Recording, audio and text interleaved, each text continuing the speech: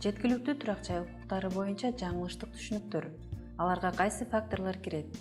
Мамлекет бардык жарандарга турак жай куруп берүүгө милдеттүү жана анда турак жайы жок жарандар үчүн автоматтык түрдө мамлекет тарабынан үй салынып берилет. Бул туура эмес түшүнүк калк арасында кеңири тараган. Көпчүлүк өлкөлөрдүн өкмөттөрү турак жай курулушуна кандайдыр бир деңгээлде катышат. Бирок өкмөт бул өлкөнү камсыздоочу турак жай фондун түзүүгө милдеттендирилген эмес. Анын ордуна жеткиликтүү турак жайга болгон төмөндөгү укук ченемдер камсыздалыш керек.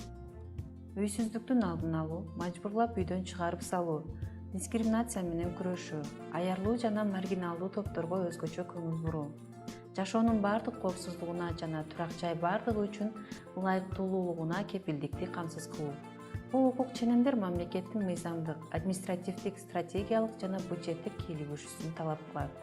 Бул укук мамлекет тарабынан стимулдаштыруу жолу менен бардык катышуучуларга үй курууга жардам берүү же болбосо турак жайды жакшыртуу максатында ишке ашырылат. Бириккен Улуттар уюму 1988 жылдан 2000 жылга чейин турак жай тармагында глобалдуу стратегиянын негизинде улуттар саясатын ишке ашырууга салым кошууда мүмкүндүк берүүчү мамилеге негизделген стратегияларды жана программаларды ишке ашырууга көмөк көрсөтөт.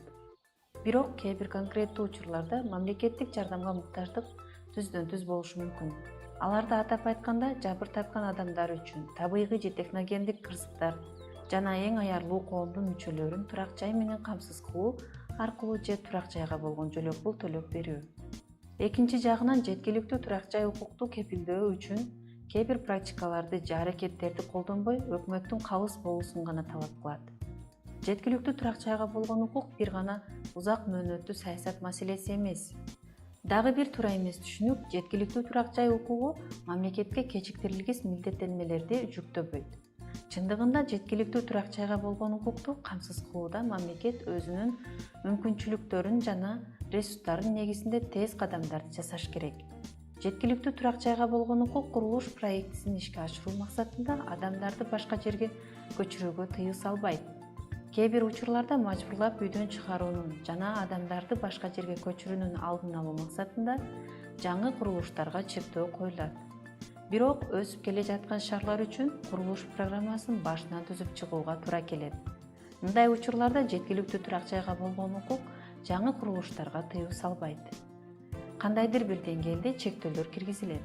Жеткиликтүү турак жайга болгон укук бул мүлккө болгон укук эмес жана аны менен бирдей эмес. Анткени жеке менчик укугу болбогон адамдарда жеткиликтүү турак жайда коопсуз жерде суюматта жашоого укуктуу.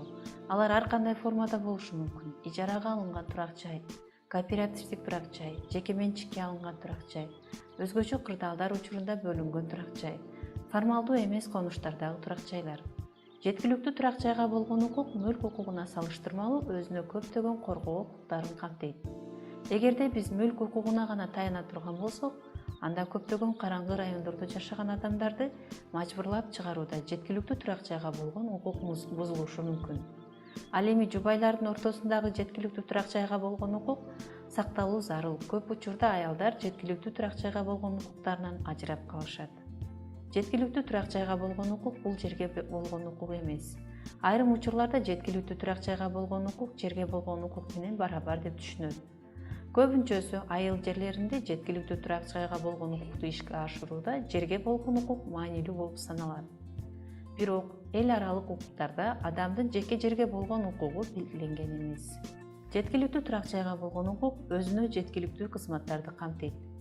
Алар ден соолук, коопсуздук, жайлуулук жана тамактануунун жеткиликтүүлүгү болуп саналат. Мисалга ичүүчү таза суу, электр энергиясы, тамак бышыруу, жылуулук, санитария системалары, таштандыларды чыгаруу, канализация жана авариялык кызматтар жеткиликтүү болуусу керек.